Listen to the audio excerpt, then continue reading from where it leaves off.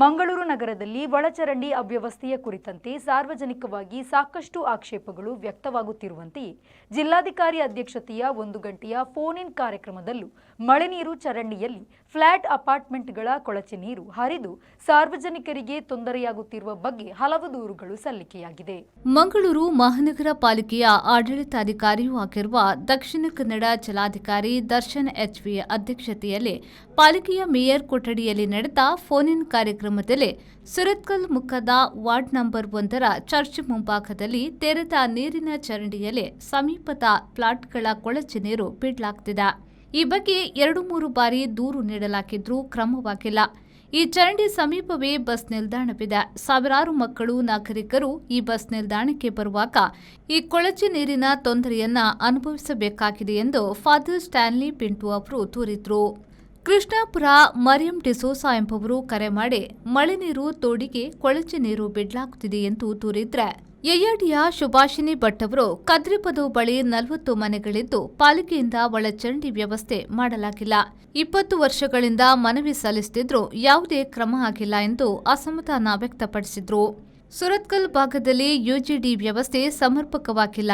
ಸ್ಥಳೀಯರು 25 ವರ್ಷಗಳಿಂದ ಈ ಬಗ್ಗೆ ಮನವಿ ಸಲ್ಲಿಸುತ್ತಿದ್ದಾರೆ ಎಂದು ನವೀನ್ ಬೈಕಂಪಾಡಿಯವರು ದೂರಿದ್ರು.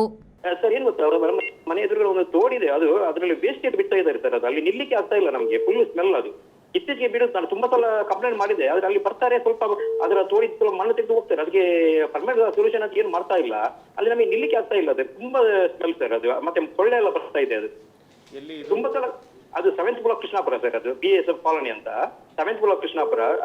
ಇದರ ಮೊದಲ ರೈಟಿಂಗ್ ಎಲ್ಲ ಕೊಟ್ಟಿದ್ದೇನೆ. ಅದು ಅದಕ್ಕೆ ಏನು ಪರ್ಮನೆಂಟ್ ಆಕ್ಷನ್ ಅದು ಏನು ತಗೊಂಡಿಲ್ಲ ಸರ್. ಸುರತ್ಕಲ್ ಭಾಗದ ಯುಜಿಡಿ ಸಮಸ್ಯೆ ಬಗ್ಗೆ ಮಾತಾಡ್ಲಿಕ್ಕೆ ಇಲ್ಲಿ ಯುಜಿಡಿ ಲೈನ್ ಇಲ್ಲ ಸರ್, ಕಳೆದ 25 ವರ್ಷದಿಂದ. ಹಾಗೆ ಒಂದು ವಿಶೇಷ ಅನುದಾನ ಒಂದು 100 ಕೋಟಿ ಆದ್ರೂ ಮಂಗಳೂರು ಉಪನಗರಕ್ಕೆ ಇಟ್ಟು ಒಂದು ಯುಜಿಡಿ ಲೈನ್ ಕೊಟ್ಟು ಅದು ಅದರ ನೀರನ್ನು MRP ತಗೊಳ್ಳಿಕ್ಕೆ ರೆಡಿ ಇದ್ದಾರೆ ಸರ್. ನಮ್ಮ ಎಲ್ಲ ಬಾವಿದ ನೀರೆಲ್ಲ ಹಾಳಾಗ್ತಾ ಇದೆ. ಈ ದೂರುಗಳಿಗೆ ಪ್ರತಿಕ್ರಿಯಿಸಿದ ಜಿಲ್ಲಾಧಿಕಾರಿ ದರ್ಶನ್ ಎಚ್ವಿ ಅವರು ಫ್ಲಾಟ್ಗಳು, ವಸತಿ ಸಮುಚ್ಚಯಗಳಿಗೆ ಒಳಚರಂಡಿ ನೀರು, ಮಳೆ ನೀರು ಚರಂಡಿಗೆ ಹರಿಸದಿರುವ ನಿಟ್ಟಿನಲ್ಲಿ ಜಾಗೃತಿ ಮೂಡಿಸಬೇಕು.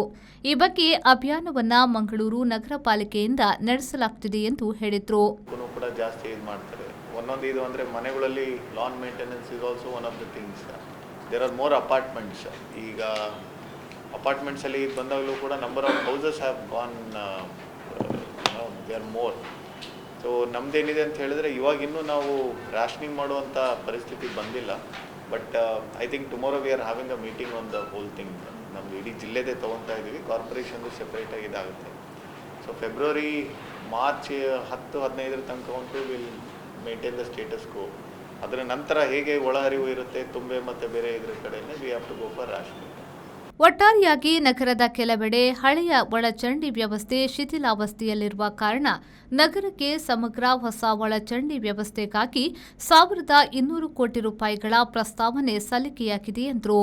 ಫೋನ್ ಇನ್ ಮೂಲಕ ಅವ್ಯವಸ್ಥಿತ ಪಾರ್ಕಿಂಗ್, ಪಾದಚಾರಿ ಮಾರ್ಗಗಳ ಕೊರತೆ, ಹಂಪ್ಗಳ ಅಗತ್ಯತೆ, ಹಂಪ್ಗಳಿಗೆ ಬಣ್ಣ ಬಳಿಯುವುದು ಮತ್ತು ಅಪಘಾತಗಳನ್ನು ತಡೆಗಟ್ಟಲು ತೆರೆದ ಮಳೆ ನೀರಿನ ಚರಂಡಿಗಳನ್ನು ಸ್ಲಾಬ್ಗಳಿಂದ ಮುಚ್ಚುವುದು ಮೊದಲಾದ ಸಮಸ್ಯೆಯ ಬಗ್ಗೆ ಸಾರ್ವಜನಿಕರು ಜಿಲ್ಲಾಧಿಕಾರಿಗಳ ಗಮನವನ್ನು ಸೆಳೆದರು.